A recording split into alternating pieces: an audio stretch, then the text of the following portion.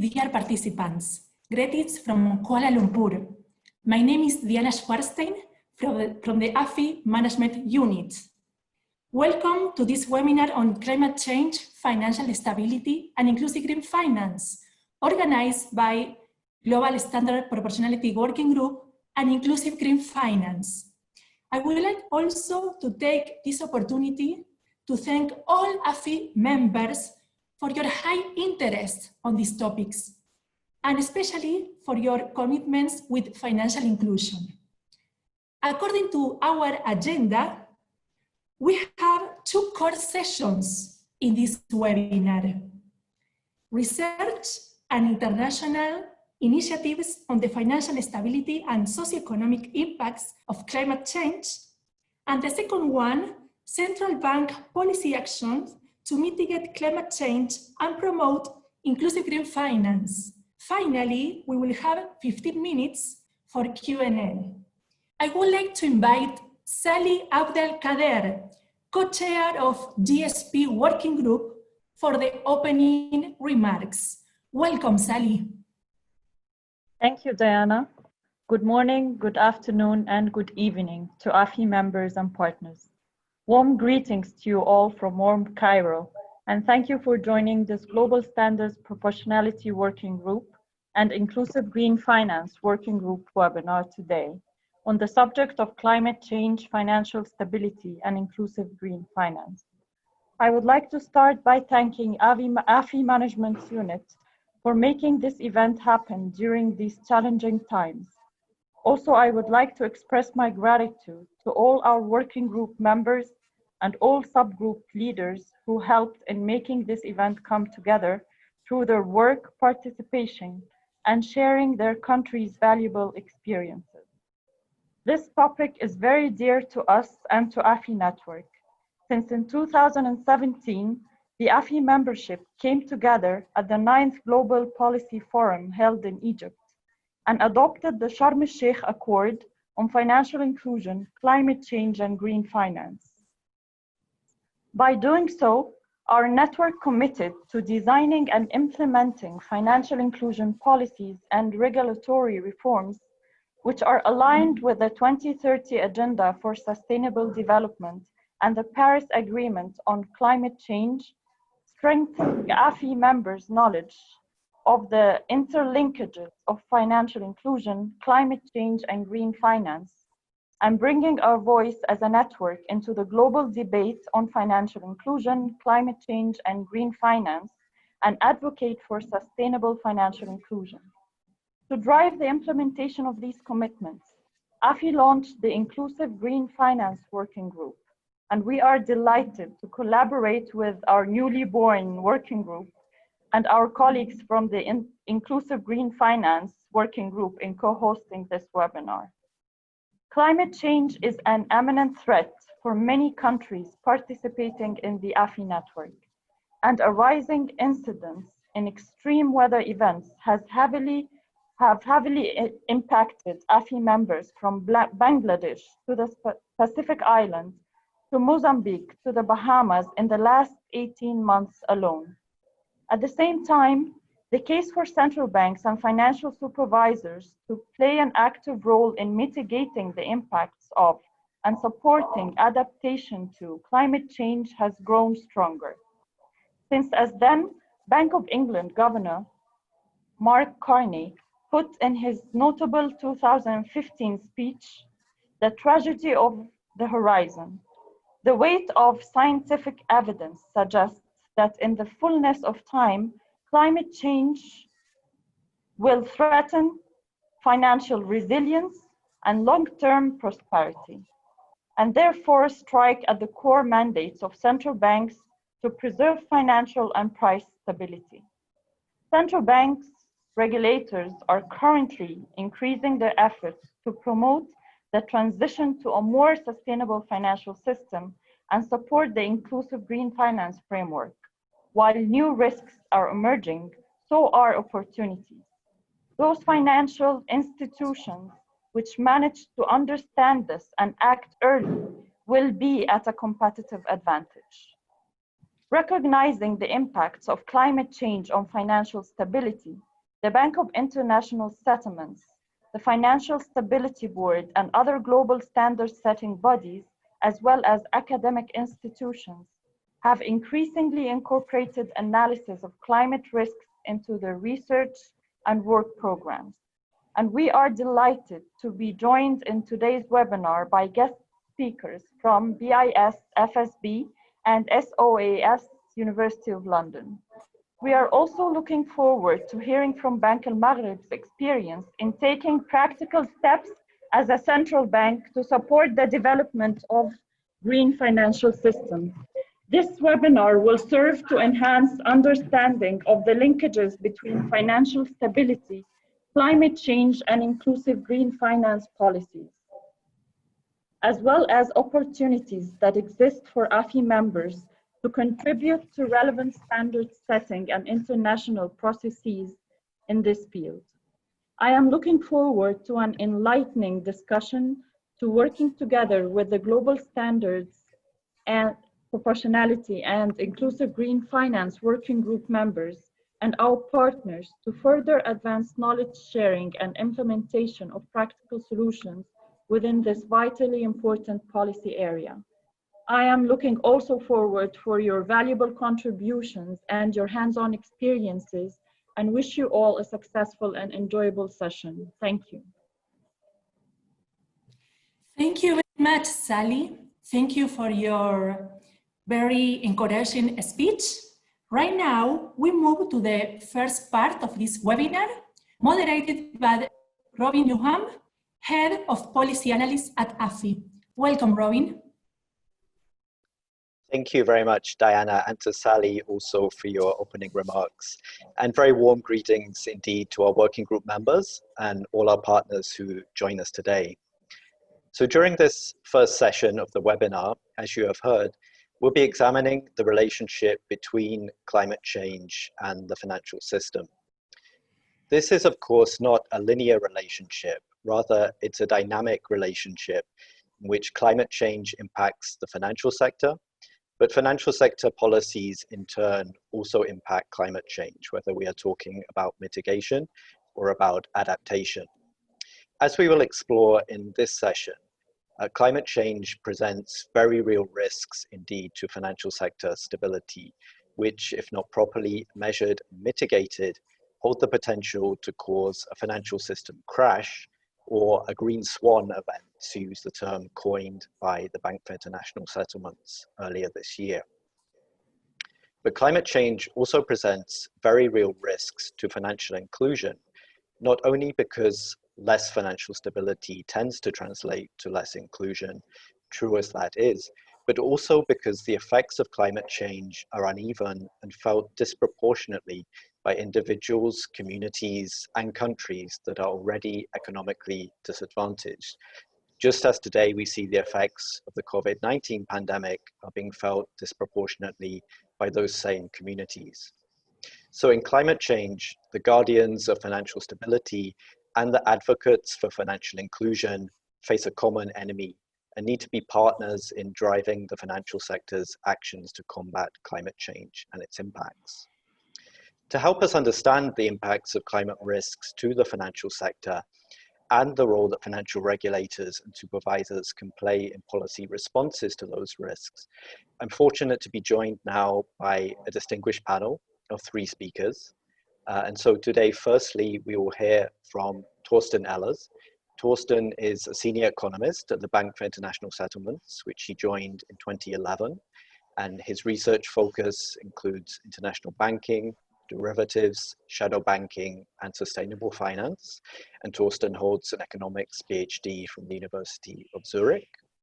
Secondly, we will have Joseph Noss. Joe is a member of the Financial Stability Board Secretariat, supporting the FSB's work in assessing vulnerabilities in the global financial system, including risks arising from climate change.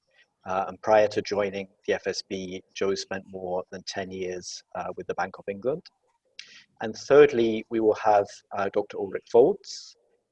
Uli is the founding director of the SOAS Center for Sustainable Finance at the University of London, a senior research fellow at the German Development Institute, and a director of the Global Research Alliance for Sustainable Finance. He also holds a PhD from the Free University of Berlin and has advised numerous governments, central banks, and international organizations on sustainable finance and development.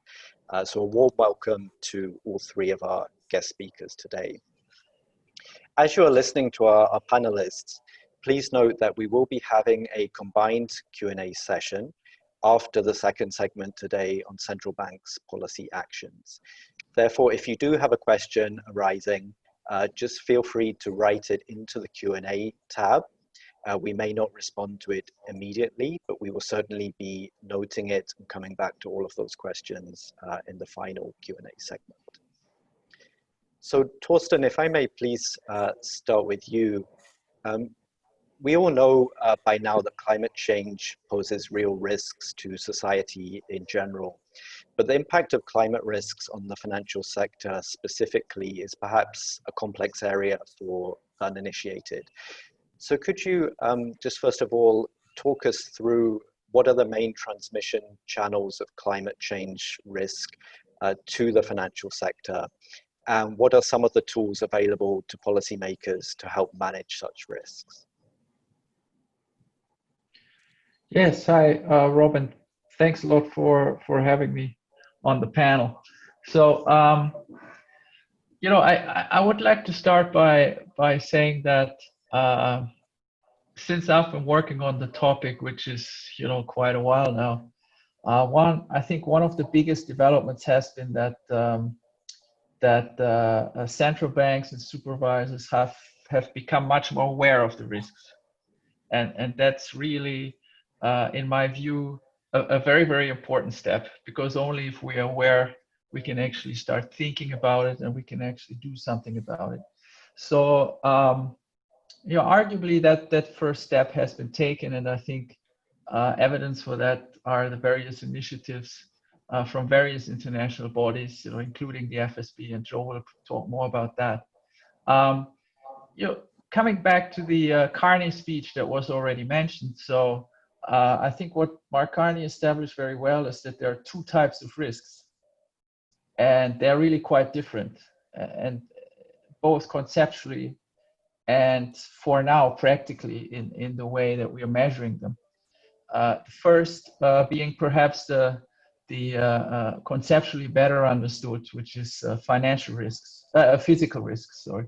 So physical risk, basically anything that is really stemming from climate change itself, such as natural disasters and other things, physical changes.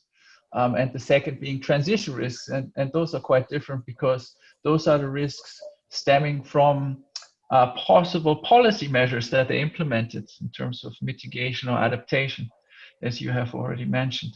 So the models for assessing either are for now are quite different, and in a way I think the literature is bifurcated as well along these dimensions. We know that physical risks, at least in our space, economics, you know, these are mostly integrated assessment models, so macro type of models that connect models of climate change with macroeconomic models. And then for the transition risk, I would argue that for now we mostly have network type models, which basically sort of measure, you know, take a given scenario and then kind of measure what the impact is on banks, and then there are feedback effects, as you have also mentioned, and this is where the network part comes into play. What I think for now, where we are in terms of the work by supervisors and central banks, are really we're looking mostly into stress testing, and it's an extremely useful device because we're here talking about risks that are risks that would appear in the future. So we cannot really use past data to actually measure and assess these risks. And I would argue that quite a few central bank supervisors have made progress. I would also argue that there is really a strong momentum in international cooperation. And here I would highlight in particular one initiative by the NGFS, which is the following. So in order to do stress testing, right, you need a scenario. So typically, if we talk about bank stress testing, you have some sort of scenario that defines economic variables, like what happens to GDP growth and the like. But with climate change, we need to take this extra step, which is we need to translate climate scenarios, and those, the IPCC, the International Panel for Climate Change, has these scenarios, but we need to translate them into these economic and financial variables. And that's not an easy task.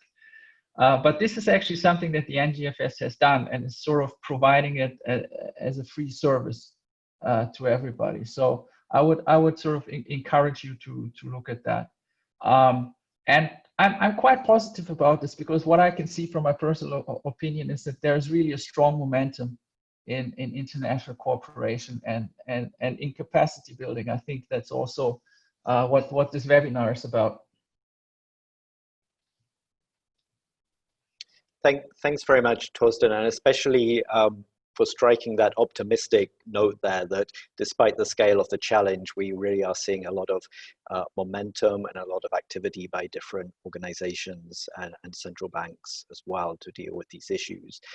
I'd like to follow on from that and ask you specifically about the role of green finance, which is one of the tools that central banks and supervisors may look at in terms of their desire to green the financial system and contribute to sustainable financing overall.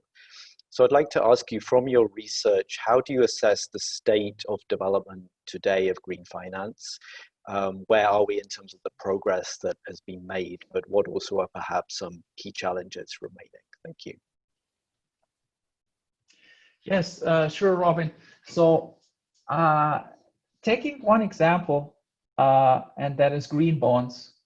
Green bonds so far, I think, are the main green finance instrument out there.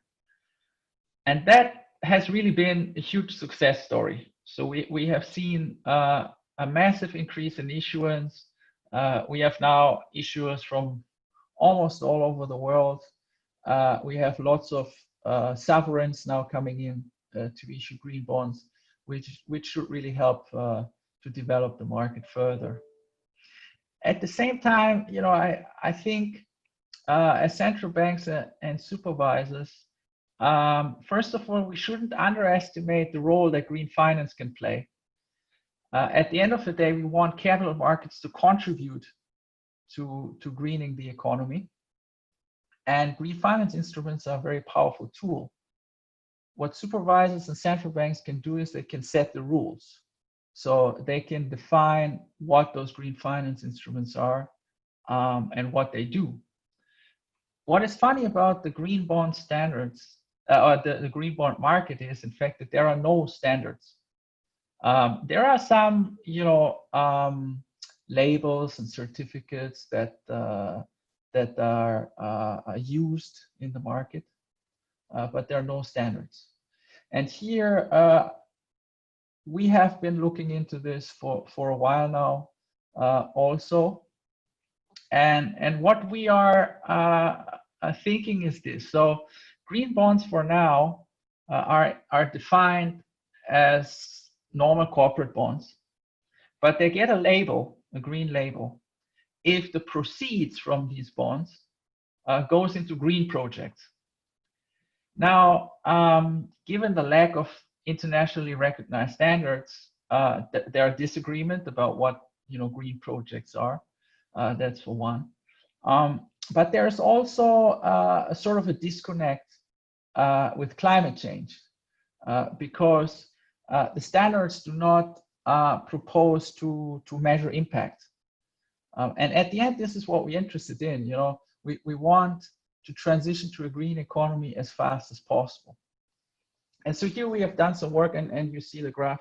Thanks for putting this out, Robin. So here we are comparing the carbon intensity of firms, which is measured as the CO2 emission per unit of revenue. And then, you can compare firms that issue green bonds and firms that don't.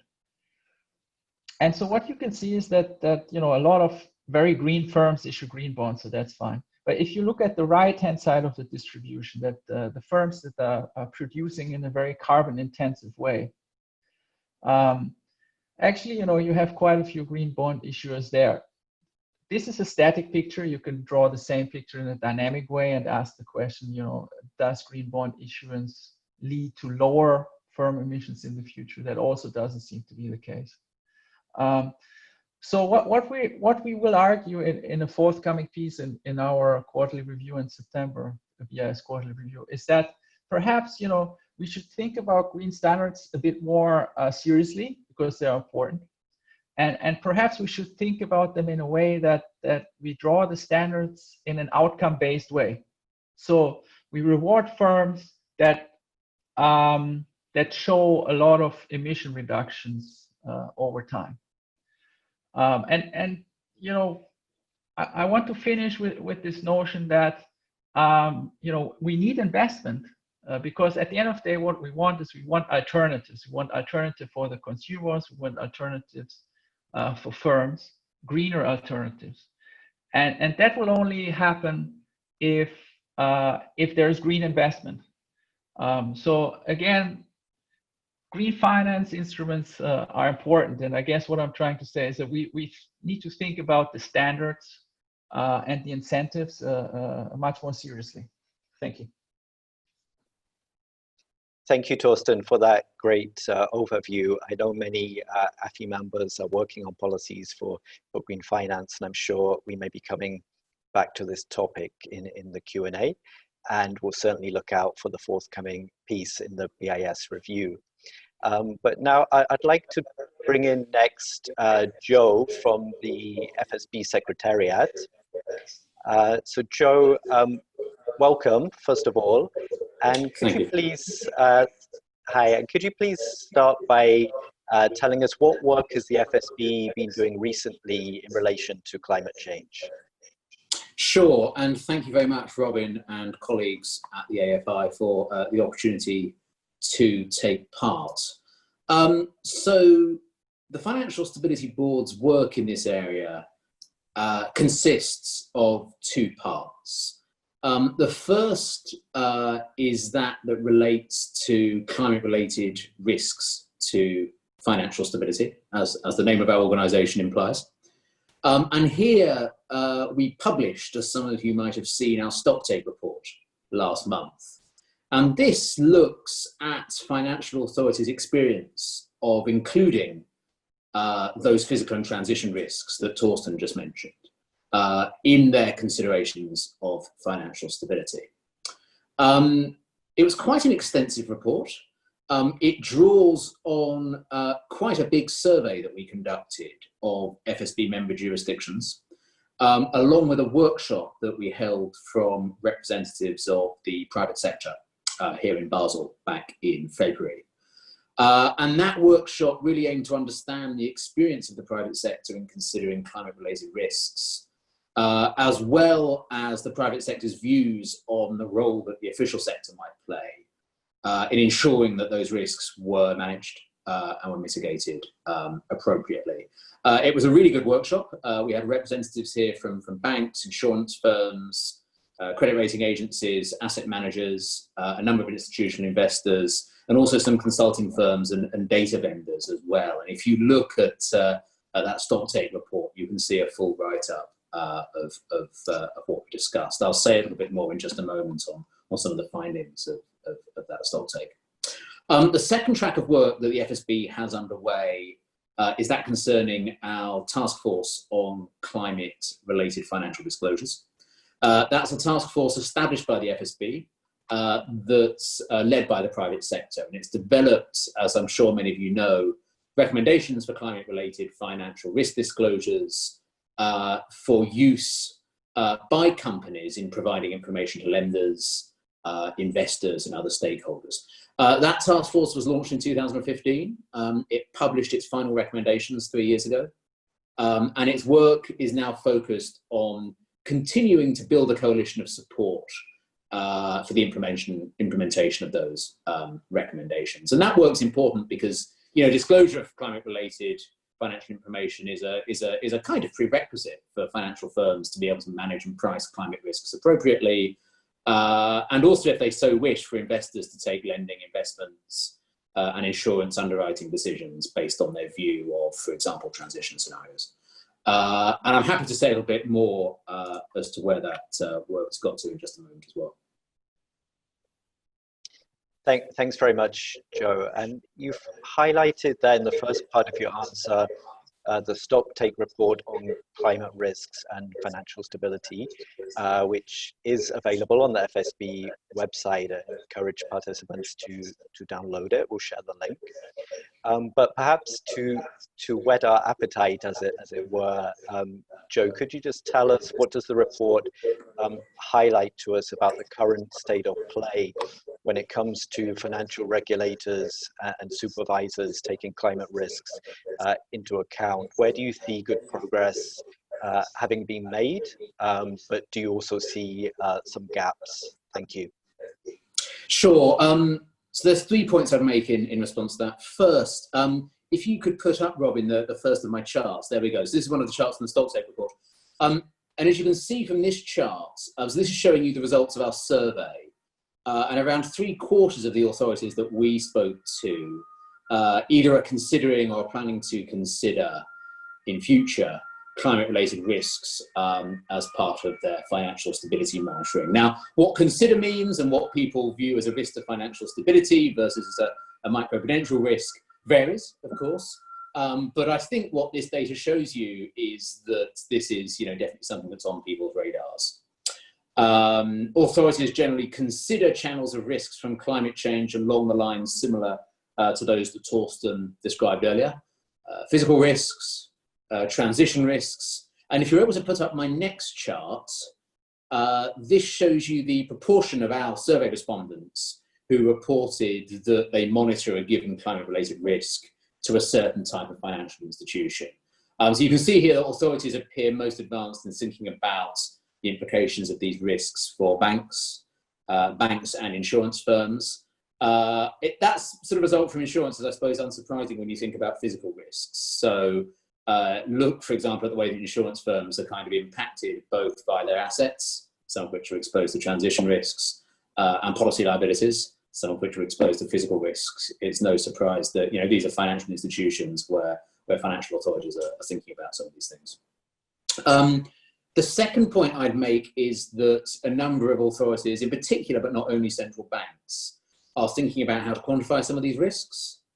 One of the big barriers here is a lack of consistent data on financial institutions' exposure to climate risks, and also a lack of consistent methodologies to translate those exposures into sort of economic outcomes, probabilities of default, market risk deltas, etc. And you can read more about that in the report. But there's some interesting work going on in this area. We introduced in the report this sort of taxonomy for thinking about how climate-related risks can be quantified. So some authorities here are estimating the effect of climate-related risks in a kind of top-down, what we call a desk-based sort of way. So that typically involves analysts in what are normally central banks, using their and sometimes also publicly available data to calculate an assessment of risks to different sorts of financial institution. Those assessments tend to be less resource intensive, but they face limits in terms of how granular they can be, just simply because the data often isn't in the public domain.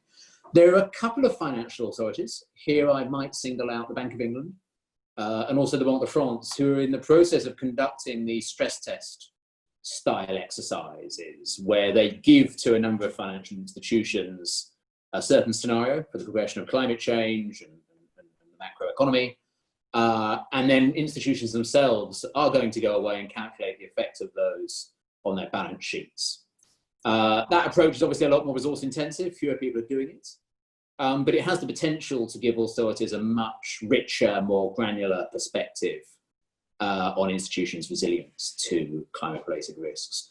The final thing I'd flag is that sort of in microprudential space, some climate-related risks are being integrated into microprudential supervision.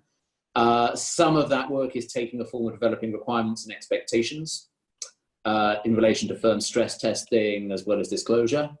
And some of those expectations around disclosure requirements refer to the recommendations of the FSB's task force on climate-related financial disclosures that I mentioned earlier.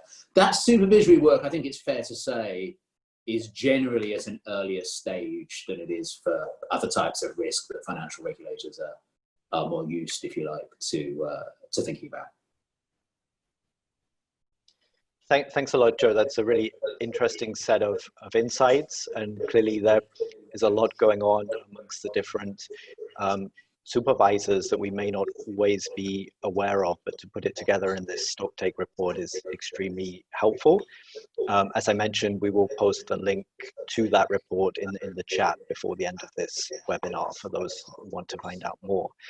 And so, Joe, I'd just like to ask you, the stocktake's obviously a very valuable piece of work. So what's the next steps now for the FSB, and do you envisage any consultation processes perhaps along the way where members of AFI's network might be able to input to your work stream? Thank you. Sure. So a couple of points there. First, an important finding about stocktake is that there doesn't yet exist any holistic assessment of risks for the financial system from climate change globally. In light of that, the FSB are in the process of doing further work to assess the channels through which physical transition risks could impact the financial system, and particularly to think a bit about why those risks are potentially quite different to the other sorts of risks that the financial authorities are used to thinking about. Much wide-ranging. There's a certain inevitability, at least if emissions continue across their current pathway, etc. We're also thinking a little bit about the potential for the financial system to amplify climate-related risks. So I think something that the last big financial crisis of 2008 taught us is that losses faced by financial institutions can prompt them to restrict their lending.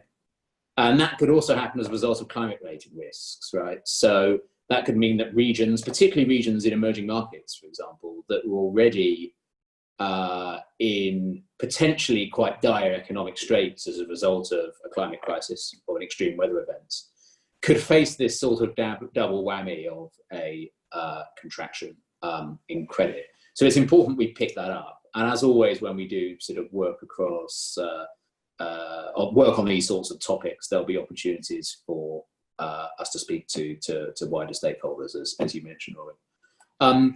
We're also looking into the potential for risks to be transmitted across borders, and kicking off some work also to assess the data through which climate-related risks can be monitored, as well as any data gaps, although that work will be taking place on a slightly longer timetable.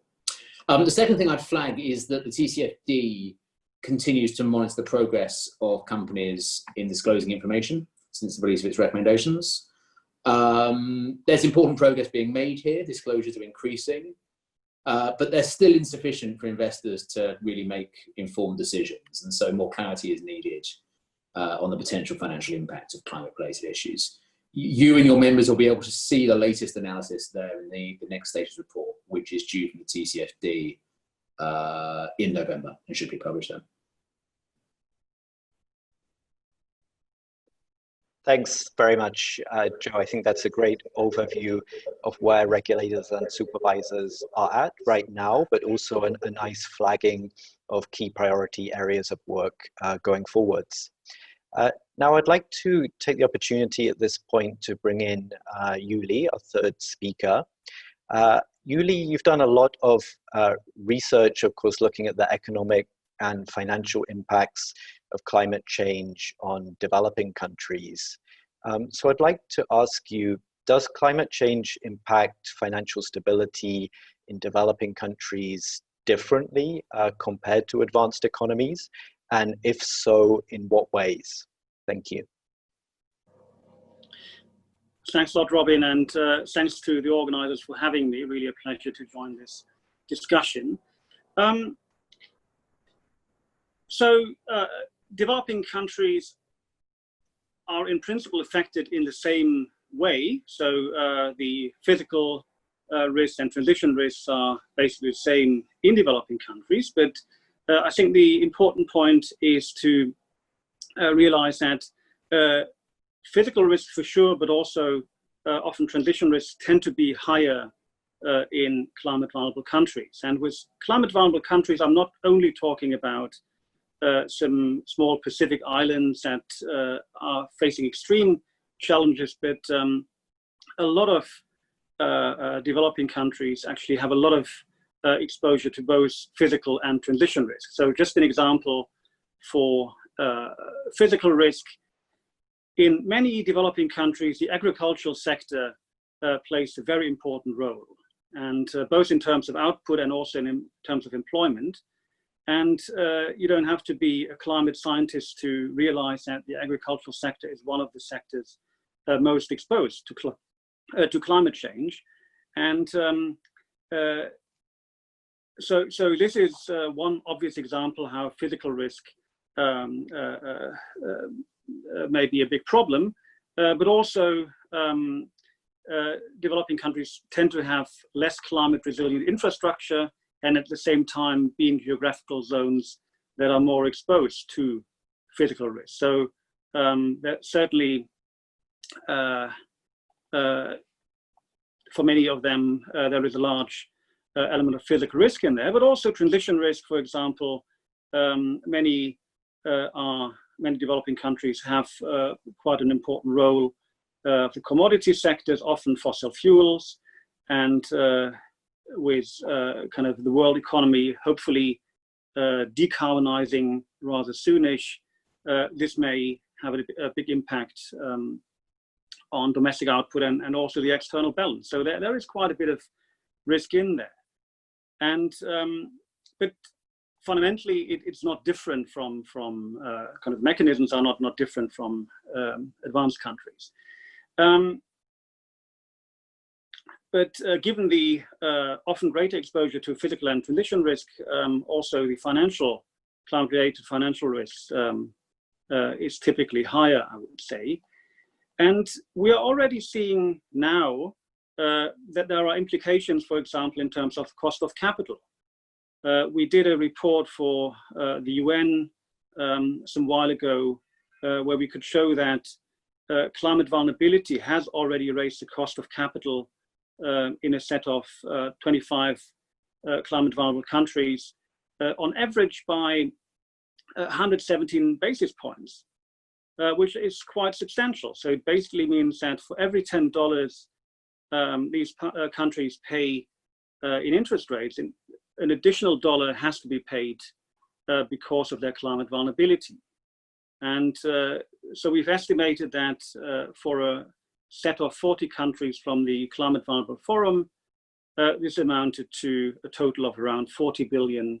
And that's only the extra cost in interest payments on sovereign debt. And we've done some further research where we also looked at corporate cost of capital, where we could also show that firms in climate vulnerable countries also have to pay a risk premium. And that, of course, is holding back investment and development and is a big problem. So it's very clear that there is a big need for scaling up investment in adaptation and resilience. At the same time, the problem is that for most of the climate vulnerable countries, this is actually very difficult to undertake because the public often doesn't have sufficient funds, and also in the private sector there are constraints regarding financing to undertake adaptation, and that's obviously then also something that relates to the inclusive finance agenda, and that's why the discussion that is now taking off on inclusive green finance is so important. Thanks so much, Uli, for highlighting some of the challenges that climate vulnerable countries are facing. And of course, many of those countries are actively participating in AFI's network. So just picking up on that, from the perspective of policymakers in AFI, what would you see as some of the key solutions that do hold promise when it comes to building financial sectors that are resilient to climate risks, but also that at the same time are inclusive? Yeah, well, I mean, as always, there are no silver bullets. I think, again, going back to the point that physical and transition risks in principle or conceptually are no different from advanced countries, I think the fundamental agenda has to be the same across the board, in the sense that we need the financial sector, be it in advanced countries or developing countries, to better account for physical and transition risks, and also help to scale up sustainable climate resilient investment. And this is important for two reasons. One, we want the financial system to be more climate proof, so to, kind of in the sense of financial stability agenda, but also the financial system has to play a crucial role in advancing kind of the preparedness of economies with respect to the climate challenge. And so, maybe we have time later to go about this, but there's been already discussion about climate stress testing, which certainly is an important element. We've already touched on disclosure of climate risk, which also is absolutely crucial so that both financial institutions and supervisors are better equipped to properly assess risks. But I would go further and say that there are things that, I mean, in prudential regulation, climate risks need to be built in, for example, in risk weights. Also, when it comes to monetary policy, for example, collateral frameworks, I would say should take account of climate risks. But this is kind of the more prudential agenda, but I do think that we also need to have policymakers help to promote a more activist agenda to scale up sustainable finance, and importantly in this context, to promote inclusive green finance. And so there are things like trying to support SMEs and households to adapt to climate change. So, for example, have special credit lines, but at the same time make sure that banking institutions, also microfinance institutions, are better at assessing climate risk. I already mentioned the agricultural sector, which is a very important sector for most developing countries, and which also is extremely vulnerable in many cases to climate change. And a lot of attention needs to be paid to supporting farmers, and often this will mean smallholder farmers to adapt, so to be more resilient to climate change, but also to adopt sustainable agricultural practices, which then also has a climate mitigation impact. And also a very important element of this agenda has to be insurance, which in developing countries typically have a huge insurance gap, and certainly when it comes to poorer parts of the society, this will be even larger than in the rest of the economy. And I think it's very important to really have a more holistic approach, to really think more the so far separate agendas of promoting sustainable finance and promoting financial inclusion together, because there is a big overlap in these two.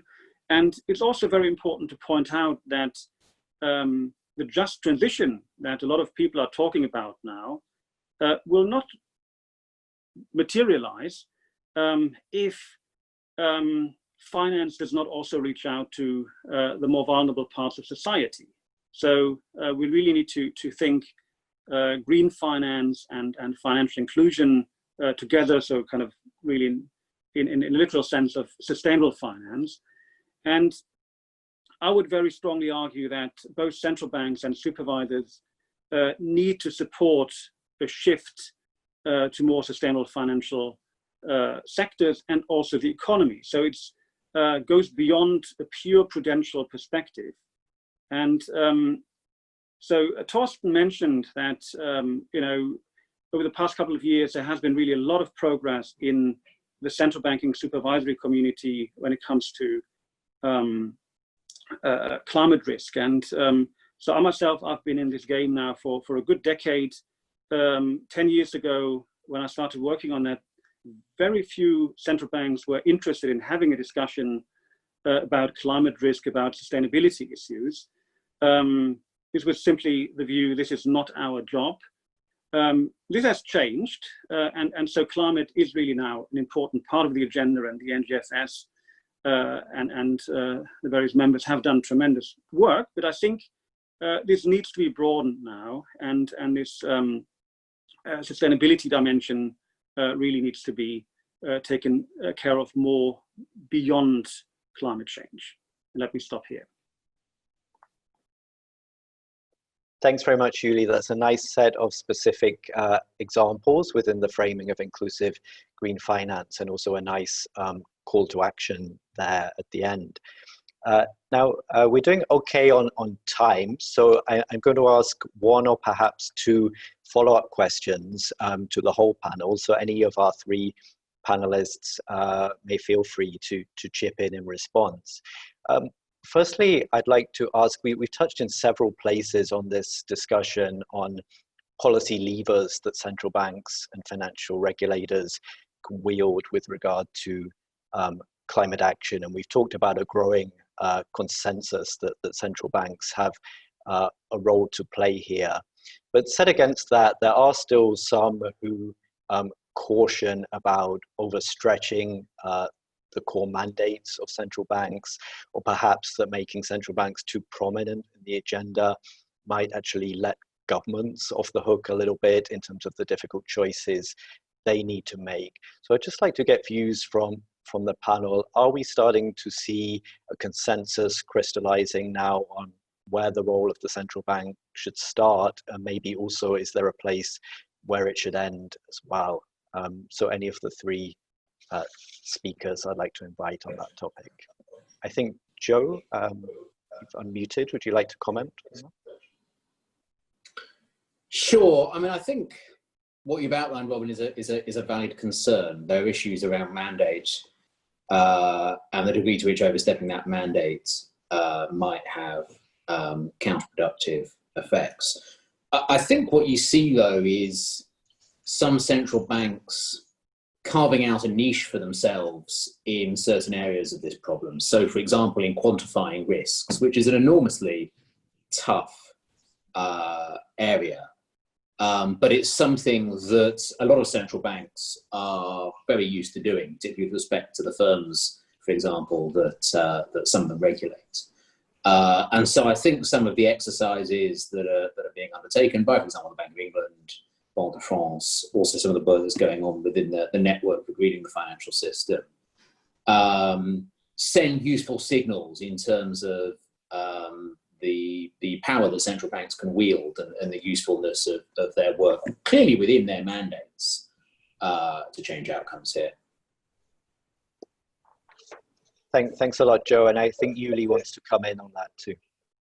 Yeah, I actually wrote a paper on that, and don't worry, I wasn't going to go through that paper, but a few things. One is, first of all, I think it's important to highlight that there is not just one central bank mandate, or also for supervisors.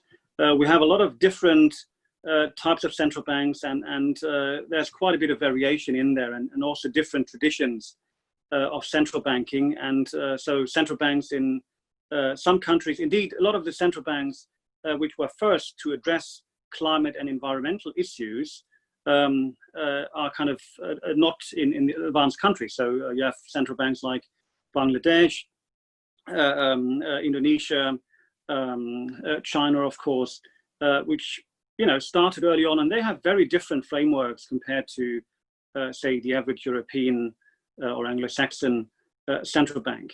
Having said that, if we look at the nexus between climate change and financial stability risk, and also climate change and monetary policy, I think the evidence is very clear, and now there is a wide agreement, and the NGFS has put it very clearly. Climate change is a material risk to financial stability. So that very clearly implies that central banks have an important role to play in there.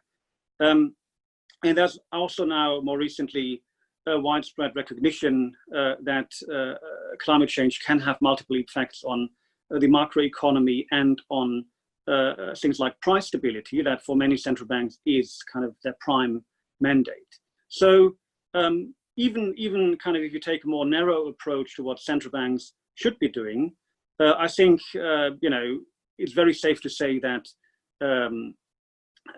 there is a lot within current mandates that central banks can do. But I would definitely agree that, and every central banker I know is always pointing that out, that of course central banking, also supervision, is not the only game in town. So anything that central bank supervisors do, and I think they can do a lot, should not replace for government policy, in particular things like carbon taxation, ending fossil fuel subsidies, and so on. These are all obviously things that a government should be doing. But I do think central banks have an awful lot of convening power, and they really ought to be using that to make sure that the financial sector really takes these risks seriously, and going also beyond climate risk, as I said before. Thanks, Julie. And I'll give the last word on this one to Torsten. Yeah, so you were asking where the consensus starts and where it ends. So I agree with Ulrich that the consensus certainly starts at the moment in recognizing the financial stability risk. I think there's no doubt, and as Ulrich has also said, that was not the case a while ago. So we have already come a long way. Now, how far can we go? It's a good question, but judging from what people are discussing at the NGFS, and you have to understand that the central banks and supervisors in the NGFS are relatively progressive on the topic. That's why they are members. There are I think still some boundaries. So if we start talking about the actual business of monetary policy, the conduct of monetary policy, I think there's still reluctance to introduce green elements into that, for good reason, because conduct of monetary policy is sort of the core mandate, and it's watering it down or amending it is tricky. But nevertheless, even if perhaps governments are not doing their share, I don't think that should mean that central banks should do nothing, or supervisors. We certainly have to make clear that governments should also do their part. But we can also help, and as Ulrich said, our convening power, our closeness to financial markets, those are the strengths that we can play out. Thanks a lot. And with that, I'd like to thank all of the panelists for really setting the scene and illuminating the key issues around climate risk extremely well in that session. Please do stay on the line, as we will be having a combined Q&A session as the last part of this webinar.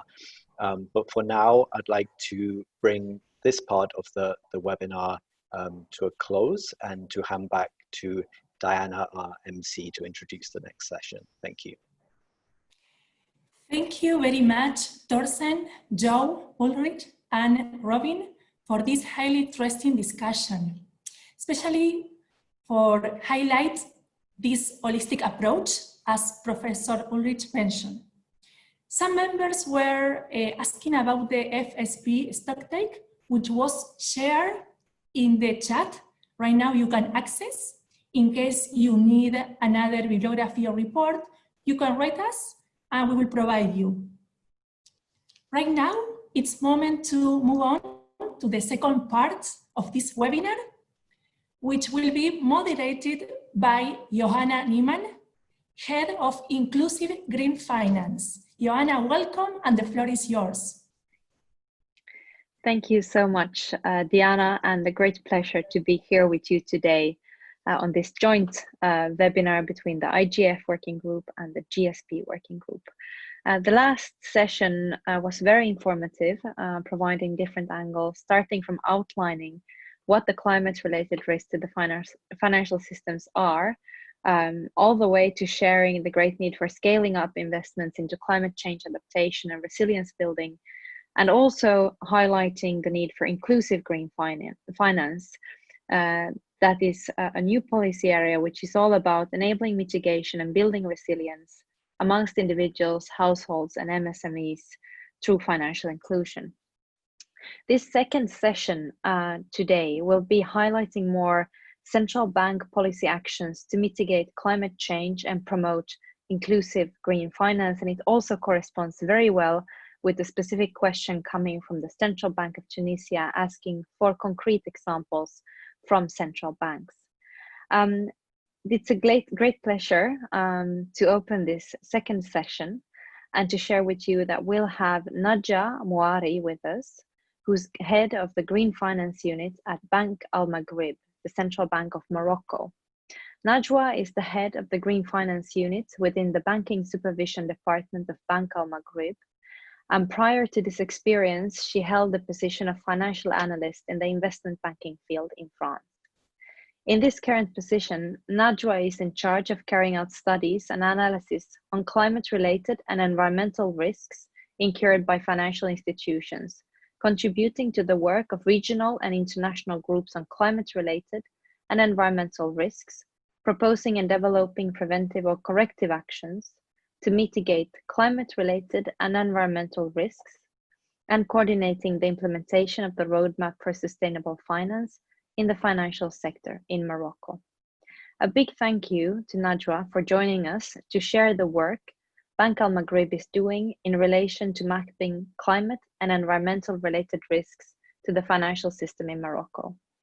It's a great pleasure, as Bank Al-Maghrib is one of the forerunners in this area globally, and we are happy that you could join us for this webinar. So please, Najwa, the floor is yours. Thank you. Thank you, Joanna, and thanks to AFI for convening this great panel. Hello, everyone. I am pleased to be taking part in this webinar to share Bank Al-Maghrib's policy and regulatory measures to mitigate climate change and develop green finance. So this brings me to my first slide, please. Just to make things readable, I will try to break down the actions in a chronological order to track the progress and achievements to date, both at national and international levels. So the key points I will be covering today relate first and foremost to the coordinating actions undertaken by Bank Al-Maghrib as a central bank to engage with national, regional, and international climate targets to enhance cooperation and commitment to green finance. Second, I will provide some insights on the achievements from the banking sector resulting from the coordinating actions of Bank Al-Maghrib at the national level. And finally, I will be sharing the measures taken to integrate climate and environmental related risks in the current supervisory framework, including the evolving prudential agenda and the soon to be launched the climate related risks assessments. Moving to the next slide, please. This brings me to my first slide. So on the occasion of the COP22 that was hosted in Marrakesh in 2016, the full financial industry has actually demonstrated a successful collaboration with the government bodies and the public-private sector, while developing with the active support of Bank Al-Maghrib the roadmap for aligning the financial sector with sustainable development, but also the roadmap for the emergence of sustainable finance in Africa. Both roadmaps foresee actually the actions to be put in place for the development of sustainable finance at national and regional levels. The national roadmap for aligning the financial sector with sustainable development actually centers around 5 main areas of focus, including the governance of environmental and social risks, the development of green finance products and financial instruments, the promotion of financial inclusion as a driver for sustainable development, the capacity building in the field of sustainable finance, and as well as the transparency and market discipline. For its part, the roadmap for the emergence of sustainable finance in Africa involves an effective multi-stakeholder collaboration in the region through the strengthening of regional cooperation on green finance and the positioning of Casablanca Finance City as a regional hub for green and climate finance. This brings me to the next slide, please. In line and in accordance with this 5-pronged roadmap, banking sector players have actually taken several measures to scale up green finance.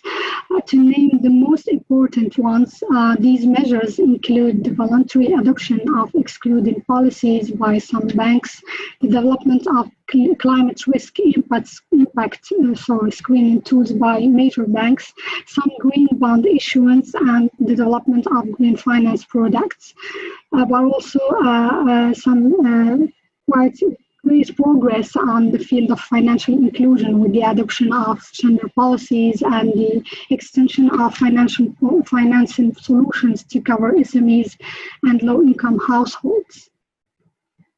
Moving to the next slide, please. So this brings me to the key strategic objectives of Bank Al-Maghrib as a central bank related to green finance. Recognizing the significance of climate and environmental related risks for both banking supervision and financial stability, Bank Al-Maghrib has integrated green finance in its strategic plan and agreed on a new level of commitments toward climate action and environmental sustainability. This process actually involves certain 3 group objectives, which are the 3 priority areas of action in green finance, including the stakeholder dialogue, the contribution to international work, and the climate-related risk studies and supervision. Moving to the next slide. So regarding the dialogue with the stakeholders and regulators, Bank Al-Maghrib has conducted many exchanges with the Ministries of Finance and Environment to promote green finance at national level, but also at regional level, where Bank Al-Maghrib is ambitious to act as a catalyst for the development of green finance in the region and relays the work of the Network for Green in the Financial System to African and Arab central banks. Bank Al-Maghrib also promotes the debate on green finance through the organization of regional and international events related to the topic. The latest event held in 2019 enabled technical discussion on green finance within regional stakeholders, including the high-level conference organized with the AFI on inclusive green finance and the 3rd edition of the Global Green Finance Leadership Program, which was co-organized with the IFC and the Tsinghua University Green Finance Development Research Center. Both events have actually brought together representatives from African central banks to discuss with international experts the development of green finance. Next slide, please. As far as the contribution to international work is concerned, Bank Al-Maghrib is actually committed to support and enrich international work, since the bank has actually took a prominent and leadership role among African and Arab central banks, being one of the first participants in the Network for Green in the Financial System. As everyone may know, this network aims through the experience sharing to enhance the contribution of the financial sector to the achievement of Paris Agreement objectives, but also to develop and spread good practices in the area of environmental and climate risk management. Through its broad and enlarged membership from 5 continents, the NGFS reflects actually the integration of climate issues by central banks and the collective will across countries for scaling up green finance. As a member of its steering committee, Bank Al-Maghrib contributes to the work streams on the supervision of climate-related risks and the potential for the development of green finance by central banks, and ensures by doing this that NGFS work priorities and takeaways also include issues of particular importance to developing and emerging countries. This brings me to the next slide, please. Bank Al-Maghrib is also a member of the Sustainable Banking Network of the IFC, which focuses on advancing sustainable finance in emerging markets and tracks the progress in terms of strategic alignment for sustainable finance, climate and green products development, and ESG integration in these countries. Thanks to initiatives taken by the Moroccan Authority for Capital Markets to promote social and sustainable bonds development, and to Bank Al-Maghrib's efforts on implementing a supportive regulatory framework, Morocco's overall rating was actually upgraded in 2019 from development to advanced by the SBN. And last but not least, on a different note, Bank Al-Maghrib has actually been involved in the drafting of the Financial Stability Review of Banque de France, which was released in June 2019 with a publication on the challenges and prospects of green finance in Africa, entitled Green Finance: An African Perspective, which I invite you to read. Moving to the next slide, please. So this brings me to our last area of focus, which is of particular importance for this webinar, relating to climate and environmental related risks assessment and supervision. Bank Al-Maghrib has not yet performed a detailed assessment of climate change and environmental related risks, but being aware that better understanding of these risks is needed in order to properly supervise risks in the financial sector and make sure they are effectively integrated in the decision-making process of credit institutions. Bank Al-Maghrib is about to launch as a first step a national study of climate risks with support of international experts. This country-wide study aims actually to identify and assess climate risks and to provide recommendations to various stakeholders, including the government bodies, the financial regulators, among which Bank Al-Maghrib, and the main private actors, to actually increase the resilience of the economy to climate change. The key expected outcomes of this project center around conducting a deep dive analysis of climate-related risks exposures in the Moroccan financial system and identifying and mapping key transmission channels through which climate change and environmental degradation could affect financial system soundness, but also the national economy's resilience in order to capture the flow of risk that may not be immediately obvious. And last but not least, Bank Al-Maghrib is also in the process, is currently in the process of finalizing a new regulatory text, which is actually expected to introduce requirements for credit institutions to manage environmental and climate change related financial risks and disclosure information on environmental and climate issues. This directive was actually established through a process of broad internal and external consultation that included dialogue with international experts, while also taking into account the views of the banking sector players, which Bank Al-Maghrib is supervising. Moving to the next slide, please. Just to provide some few more information on the soon-to-be issued directive. This directive covers actually both physical and transition risks and draws on the international standards developed by the TCFD with regard to integrating climate-related risks into strategic planning, governance, and risk management frameworks, as well as developing climate-related risks, metrics, and indicators. So thank you. This concludes my presentation.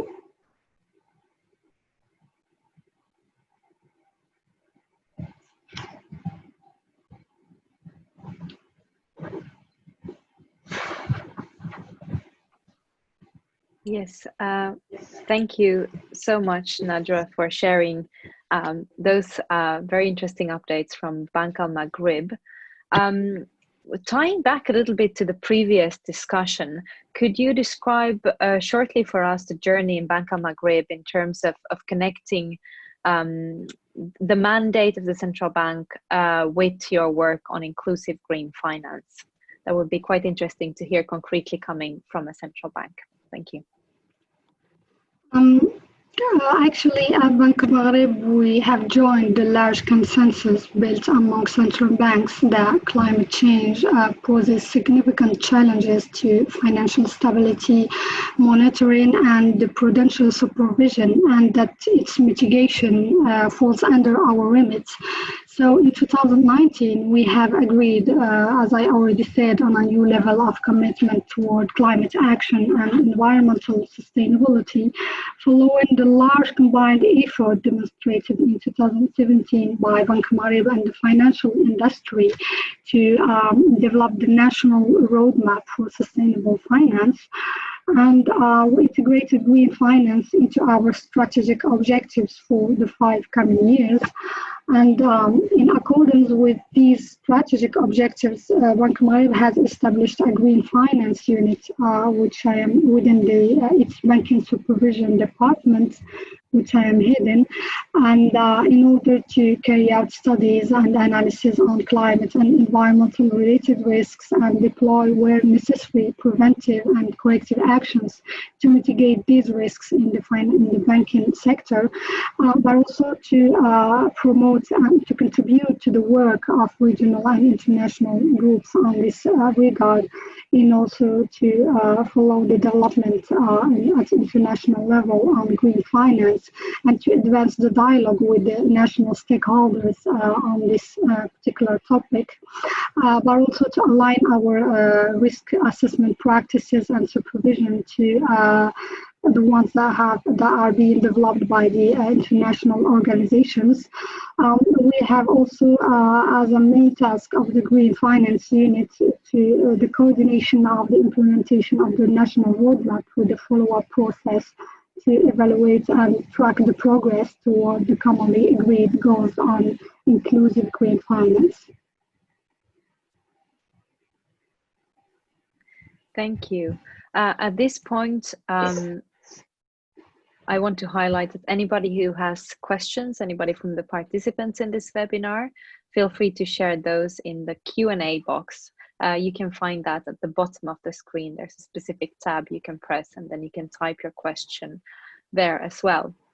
In the meantime, I have one more specific question to you, Najwa, and then a general one to all the panelists. It's very interesting to hear about the work you're about to undertake in Morocco, with mapping out the climate and environmental risks to the financial system.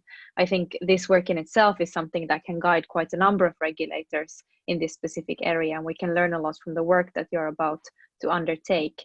But I wanted to ask if there's any specific socioeconomic elements of the physical and transition risks that you see very important to address or to map out in this upcoming work as well.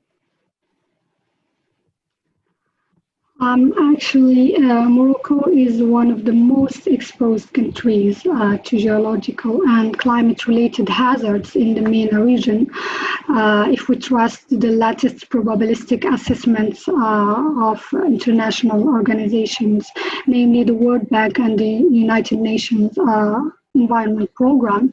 So the reduced GDP as a consequence of these extreme events could actually have implications for a wide range of social and economic indicators relevant to the Sustainable Development Goals, including the education, health access, and above all, the poverty eradication. So we are aware as a central bank of the urgent need to address these potential negative impacts and to pursue complementary policy actions at national level to ensure that national development plans are economically, environmentally, and socially sound.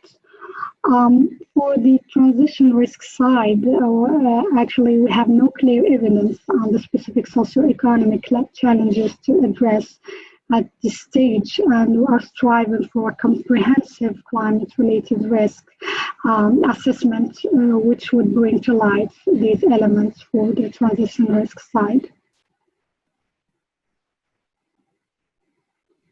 Yes, thank you. And I think that brings us back to the point raised earlier as well by the panelists, that in terms of the physical risks, it's a lot clearer compared to the transition risks, what we're actually facing concretely, because the transition risks are very much depending on the different policy decisions happening either globally, nationally, or regionally, locally. So in that sense, they are also, in a way, more unpredictable. But of course, through collaboration, they can also be mapped out and predicted for the future. While we're waiting for some more questions, we have a question from the Central Bank of Tunisia. And as we already, the question is, can you mention some successful central bank initiatives? We already heard from Bank Al-Maghrib, and we shared in the chat a link to the Inclusive Green Finance database, where you can find examples from 25 of the other AFI member institutions and the work they are doing on inclusive green finance. But at this point, I also want to look at the other panelists, Torsten, Joe, and Uli, if you have any concrete examples you want to share in this regard.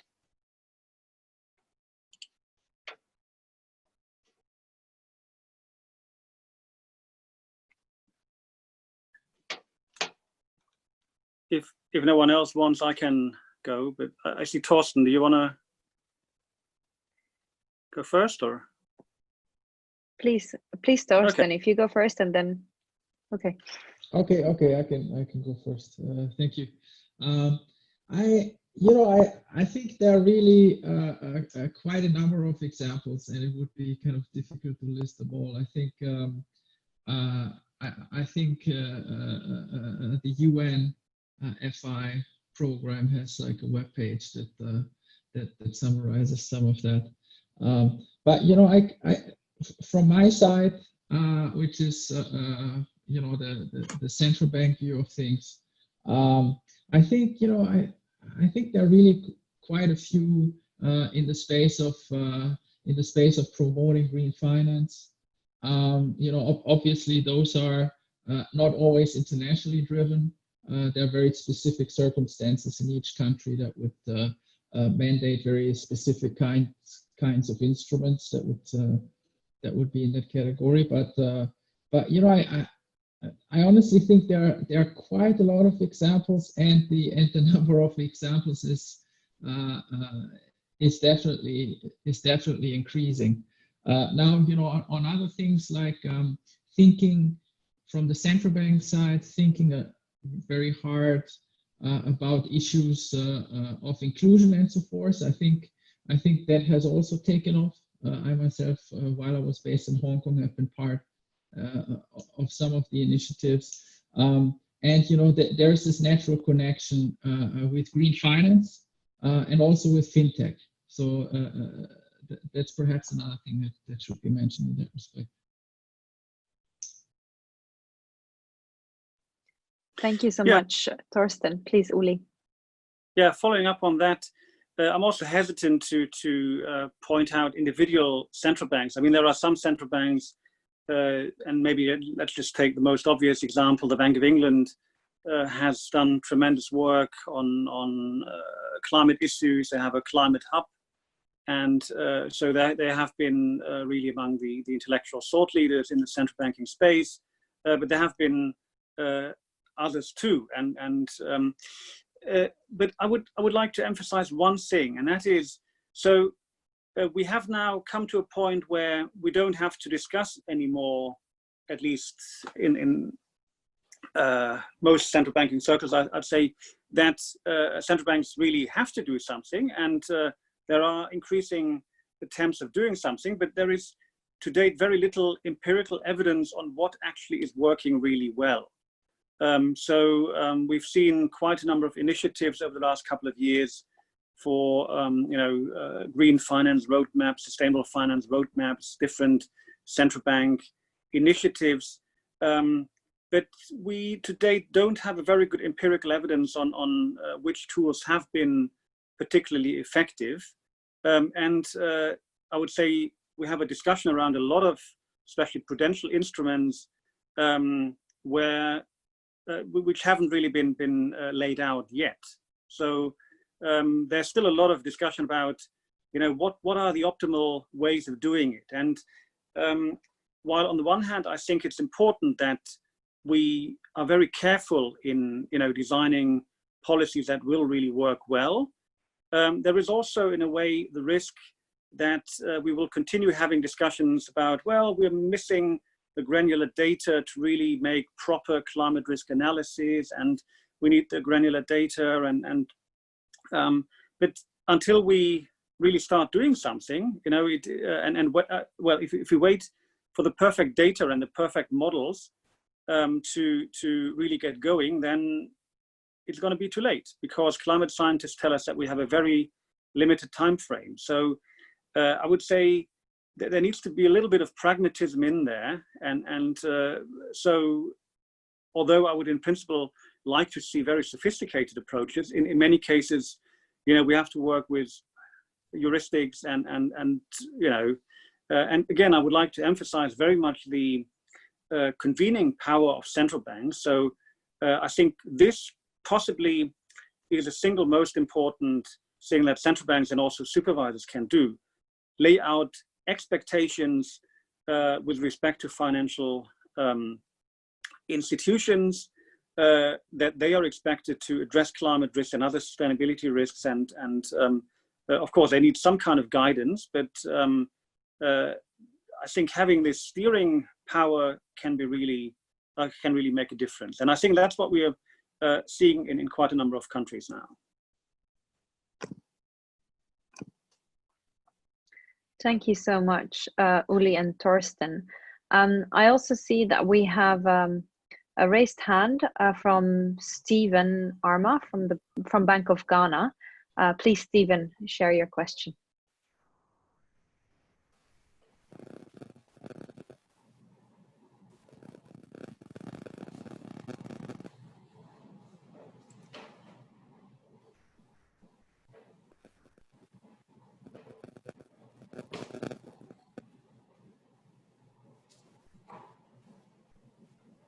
I'm sorry, Stephen, we cannot hear you right now. Me, please. Now we can hear you. Could you please repeat the question? Yes, thank you so much. And for the opportunity, my question goes to Morocco. I'm very much interested in the submission, and I do appreciate. I think she said that the model they have adopted is that they're looking at going forward, integrating issues on the sustainability onto the risk-based supervisory framework. So my question is that interim, what have they put in place in the form of getting some form of information for the supervision department to analyze, if she can really throw more light in there for me to appreciate the issues in there, as in the form of reporting? Are they getting something from the banks before the integration? Of course, they need to really study this report and ask certain questions to ensure that the background work is done in terms of policies and other things. So is there anything of that sort there? Thank you so much. Thank you so much, Stephen. So Najwa, that question goes to you. Do Do you have any reporting requirements from the institutions you supervise in order to lay the ground for the framework that you presented earlier? Thank you. Thank you, Stephen, for this good question. Actually, the regulatory text is expected to introduce this kind of requirements for reporting from credit institutions. So it is included in the requirements of the directive, the supervisory text, which will be issued in the coming days. So we are expected from reporting from the credit institutions we supervise. Actually, it's one of the requirements of the directive. It goes along with the credit assessments and follow-up as a financial exposure to climate and environmental related risks. So we are also, but as a first step, we are encouraging credit institutions to implement their own reporting frameworks, and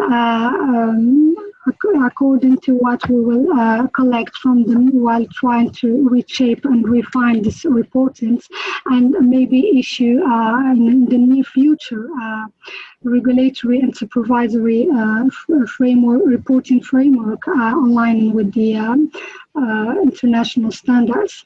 So actually, we haven't collected any kind of quantitative information on climate-related risks exposures from the credit institutions, but we are striving for credit institutions reporting on this regard. Thank you so much, Najwa, for sharing that with us. With these questions, we will conclude the Q&A session. Of course, if you have any additional questions, feel free to reach out to us either after the webinar or now during the closing through the chat box. I also want to highlight in response to the question from the Central Bank of Tunisia, we also share a couple of case studies with you, the work that has been done by Bangladesh Bank as well as the Reserve Bank of Fiji. So you'll find a couple of more concrete examples in there. With this, I want to thank Najwa and the Bank Al-Maghrib for sharing your examples and presenting some of your plans as well as the panelists in the previous session. And I'll now hand over to Diana. Thank you. Thank you very much, Joanna. We have just reached the last part of this webinar. We want to say thank you very much for all panelists for sharing with us your work, your good practices, your country examples. So we look forward to continue this discussion in the next webinars and capacity buildings and other AFI initiatives. In this sense, I would like to invite Walid Ali, Chair of the Inclusive Green Finance Working Group, for closing remarks. Thank you, Diana.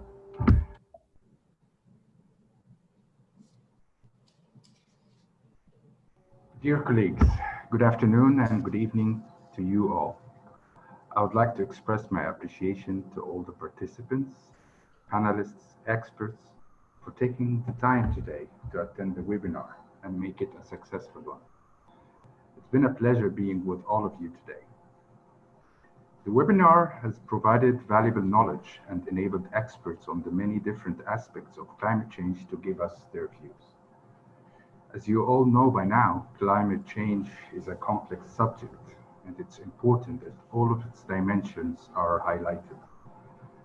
Moreover, the need for more linkage and interaction between the climate change topic and all AFI working groups will definitely add great value to the Inclusive Green Finance Working Group outcome. I believe the past couple of hours or so have brought many issues to our attention, and I would like to thank AFI team on ensuring high-level participation.